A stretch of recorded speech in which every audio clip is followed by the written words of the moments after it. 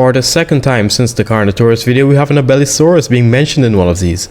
These guys are kind of the bulldogs of theropods. Well, in terms of how compact their jaws are. They are far more athletic than any bulldog, and some can weigh as much as a rhinoceros. The Majungasaurus is surprisingly one of the more popular ones, believe it or not, and is commonly referred to as the cannibal dinosaur. Documentaries like Planet Dinosaur shows this when a female Majungasaurus took down a male and then ate him while he was still alive. However, more than likely what happened is that the individual was already dead and another decided to scavenge. Regardless, they still are in my opinion the coolest Abelisaur, especially with a little horn on their head. From anime crashouts that can speed bits to flash, to modified monsters that literally eat lions for dinner. We're going to be looking at the strongest Majungasauruses, I don't know. We're going to be looking at the strongest versions of them in media. Before we start, don't forget to hit that like and subscribe button because it really does allow me to continue making videos like this. Anyway, I think that's enough stalling. Let's get into the strongest pug-looking theropods in media history. Some of the OGs may have remembered this little documentary series called Jurassic Fight Club. In terms of accuracy, it's probably the worst one out there, probably even more than Monsters Resurrected. I remember the infamous episode where a cave lion fought a bear and those two tore each other apart like it was robots rather than actual animals. Regardless, the show was pretty entertaining to me as a child, especially the game version. This was the only game back then that would have me glued to the family computer like for 5 hours or more. The two dinosaurs I always used to choose were the Utahraptor and the male Majungasaurus. Despite the documentary having terrible dinosaur models, this one was pretty good, well, at least to me. The male Majungasaurus looked like a turkey with the extra pieces of flesh around its head, while the female looked more accurate with the dull color. This may have been a documentary, but damn, these dinosaurs could fight like actual monsters.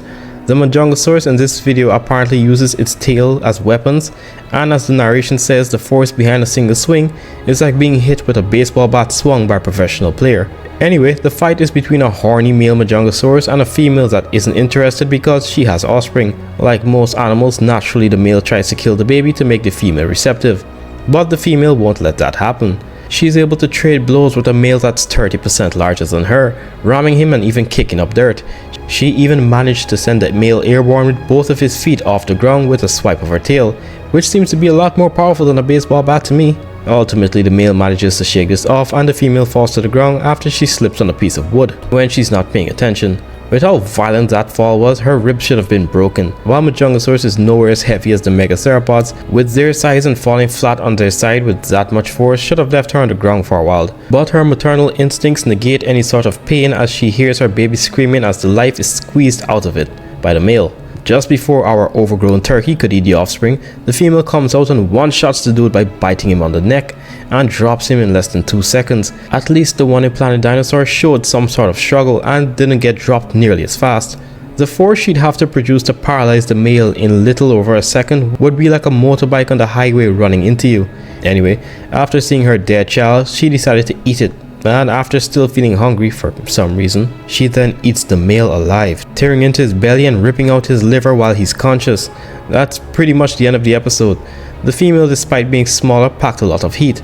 One thing is, the entire documentary is just people calling these creatures Majungasaurus. I was so confused when I rewatched this that I had to Google Majungasaurus to make sure it wasn't an actual Abelisaur I didn't know about. Anyway, the next sausage dinosaur is a big step up in terms of power and could replace A-Train in the boys. Characters, period. But until that video, they will still be mentioned in different videos of a particular species. The Majungasaurus in Dinosaur King has a neat pattern, especially on the tip of the snout and other parts of the body, almost like a zebra. The best thing it was able to do was speed blitz Ace, who is supposed to be one of the fastest, if not the fastest dinosaur in the show at the end of the series. Dude ran circles around Ace and just started to spam him with random attacks on different points of his body. Later on, the Majungasaurus does get beaten by Chomp, while he's grabbed like a baby calf in a rodeo by the Triceratops lightning rope and slammed into the ground from more than 60 feet. In the arcade game, it's able to do a lot more and we get to see better durability feats. In the game, this animal has got body slammed by a large hadrosaur and stomped on the ground by a sauropod just to get back up seconds later to continue the fight. In terms of abilities, well, let's just say this guy would be A-Train if the boys' universe was filled with dinosaurs, able to move so fast that multiple different copies form around the same opponent, where they all then strike the poor target and come back in place to form one complete animal. Weight class doesn't apply to this Abelisaur either. since sauropods can be sent hundreds of feet into the air by it. The Majungasaurus can run so fast that the object in the middle gets sucked up by a typhoon hundreds of feet into the air and then comes crashing down. But the most broken ability I've seen from this thing in the game is it being able to somehow split or tear parts of reality when it gets ready. With this move, the Majungasaurus summons a mini tornado and flicks its tail, which sends slashes that split the screen every time it makes contact with the intended target. It is fair to say that this would have split the two Majungasaurus previously mentioned in half. The only reason the dinosaurs in this franchise don't die is because they're just built different, and more importantly, it's an anime. Speaking of franchises, Jurassic World have thrown their hat in the ring in making this animal made, and has more kills than some of the hybrids.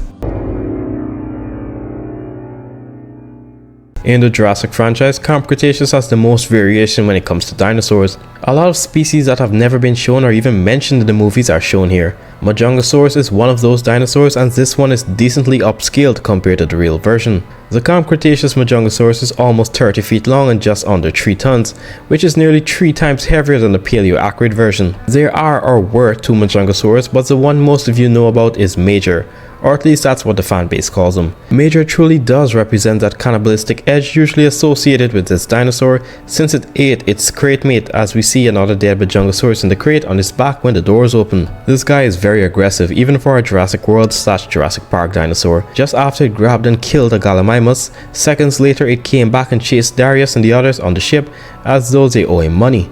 Like the only other dinosaur I've seen goes this berserk to ensure humans in the vicinity are dead was the Spinosaurus and the Raptors in Jurassic Park. The guy didn't care about his own body, running wildly and slamming into metal containers if it means getting closer to Darius. Eventually Major gets trapped in the same crate he came from, but at least he had the remains of his sibling he could have snacked on when he was hungry. Eventually he ends up in Africa, which is not too far from his original spawning point in Madagascar. Just as a lion was about to jump Sammy, it got murked by Major. I know the victory would have obviously gone to the dinosaur given it's more than 7 times larger, but still, that was way too quick. All we heard was a crunch, and seconds later Major lifts his head and reveals himself. A chase then happens where the Majungasaurus meets up with the other apex currently in Africa, the Suchomimus. Major treats the Suchomimus bites like child play, just shrugging them off and easily breaking free from every bite. Notice when Major gets bitten he barely reacts, but when the Suchomimus gets bitten, it sounds like a dying scream. Eventually Major lands a final blow and with one quick movement snaps the Sucho's neck and flings it onto the ground. That Suchomimus was able to kill an adult bull hippopotamus, which is an animal weighing 4 tons or more, and these guys have extremely thick layers of skin and fat, so it's not that the Suchomimus has a weak bite force, it's just that Major's built different. If this was a fight between the accurate versions of each, I think we all know the outcome of the fight would quickly shift, especially considering that the Sucho would be almost 4 times heavier, and one pimp slap would send the sausage with legs on the ground. I hope we get to somehow see more of Major in the next season, although that's unlikely since the Giga and Seri will probably be the main focus of that season. You know what's crazy? The local people of that area now have a steroid wiener with teeth around their settlement, and seeing just how more discreet and stealthy Major can be than the Suchomimus, he would probably start to pick people off who stray too far. Or he might just crash out and get bodied by the Stegosaurus herd. Major may be able to bring down a scaled Suchomimus, but can he bring a Titanosaur to its knees like this one? This one is going to be short because there's only a short clip of the Majungasaurus doing anything significant in the documentary. I have never even heard of this documentary until I did some research for this video. From what I've seen, it's basically another Jurassic Fight Club in some parts, but not nearly as extreme. The Majungasaurus in this documentary was related to Bigfoot because man, those dogs are huge compared to the animal. So here the Majungasaurus can bring down a Rapitosaurus, which is a type of Titanosaur. While nowhere as big as most other Titanosaur species, it still was huge with adults pushing 11 tons or more. Size apparently doesn't matter for the Majungasaurus in this documentary though, as it jumps into the air and grabs the sauropod by the neck and shakes it around. Then it bites the neck again and uses its foot to pin the head to the floor, which basically kept the entire Titanosaur in place. I was astonished when I saw this. I'm fairly confident that this sauropod would put up more of a struggle and would have possibly even lifted the Majungasaurus in the air while it was struggling. But what do I know? I'm just a dinosaur nerd. These are certified paleontologists, I guess. The only other dinosaur in a documentary I've seen capable of pulling off something like this was the Acrocanthosaurus in Monsters Resurrected, where it brought down a 30+ ton sauropod with some bites to the neck. And we all know how accurate this documentary series was. In all seriousness, the sauropod wouldn't have been brought down so easily, but the fact that this Majungasaurus is able to pull it off means it could possibly be a challenger for Major despite being smaller, though I do think Major would win due to the size advantage and durability. In terms of ranking, the Jurassic Fight Club Majunga comes in dead last, followed by Prehistoric Assassins, Camp Cretaceous, and up in first is obviously Dinosaur King. A very short video when compared to the others I made, but I'm not gonna lie, I've been feeling a bit tired and there just isn't much Majungasaurus in media compared to its cousin the Carno. Not saying YouTube is extremely hard or anything, well it is kinda hard with all the editing, but not compared to a lot of others like the 9 to 5 classic. But the many hours of screen time is taking a toll on your boy. Not to worry though, next week once my sleep schedule has reset, I should be good as new. Anyway, thank you guys for watching, don't forget to like and subscribe, I'll see you in the next video.